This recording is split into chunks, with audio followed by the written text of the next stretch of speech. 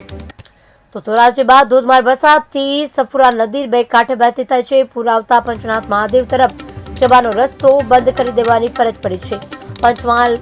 પંચનાથ મંદિર તરફ જવાનો પુલ ઉપર પાણી ફરી વળ્યા તો ભારે વરસાદને કારણે શહેરભરના મુખ્ય રસ્તાઓ પણ પાણીમાં ગરકાવ થયા છે. ધોરાજીના ચકલા ચોક, ત્રણ દરવાજા, વોકળા કાંઠામાં પાણી ભરાયા છે. ચકલા બજાર, station road, Jetpur road, Galaxy ચોકમાં પણ ભારે વરસાદ. તો વિરામ બાદ વરસાદ શરૂ થતા ખેડૂતોમાં ખુશખુશાલ થયા છે. ધોરાજીમાં સમગ્ર પંથક પાણી થયું છે, ત્યારે પુલ પર પાણી ફરી વળતા આવતો જતો રસ્તો પણ બંધ કરી દેવાયો છે. પંચનાથ મંદિર પર પાણી ફરી વળ્યા છે.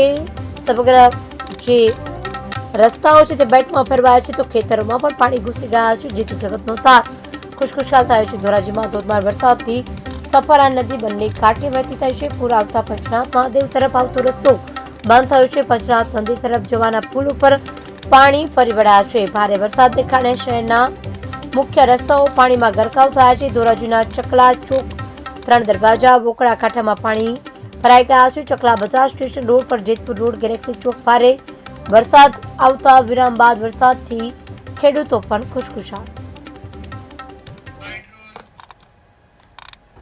જે રીતે રાજકોટ જિલ્લામાં ધોરાજીમાં બપોર બાદ ધોધમાર વરસાદ પડતા 2 ઇંચ જેટલો વરસાદ ભરાતા જે અનેક વિસ્તારોમાં છે તે પાણી પર છે તે ભરાયા જોવા મળ્યા હતા. પરંતુ જે આ પંચનાથ મહાદેવનો જે રસ્તો કહેવાય છે, એટલે કે સફુરા નદી કહેવાય છે, તે બે કાંઠે છે તે થઈ રહી છે. આ બીજી વખત છે ત્યાં સફુરા નદી છે તે ઓવરફ્લો થઈ ગઈ છે.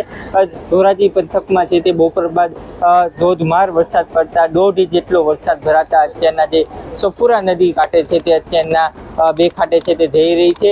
ખેડૂતો જવાનો છે ત્યાં રસ્તો છે તે અત્યારે બંધ કરવામાં આવ્યો છે. તંત્ર દ્વારા સૂચના પણ છે તે અહીંયા આપવામાં આવી રહી છે. ધ્રુવ મારું, KTV ન્યૂઝ ગુજરાતી, ધોરાજી. જે રીતે રાજકોટ જિલ્લામાં ધોરાજીમાં બપોર બાદ ધોધમાર વરસાદ પડતા 2 ઇંચ જેટલો વરસાદ ભરાતા જે અનેક વિસ્તારોમાં છે તે પાણી છે તે ભરાયા જોવા મળ્યા.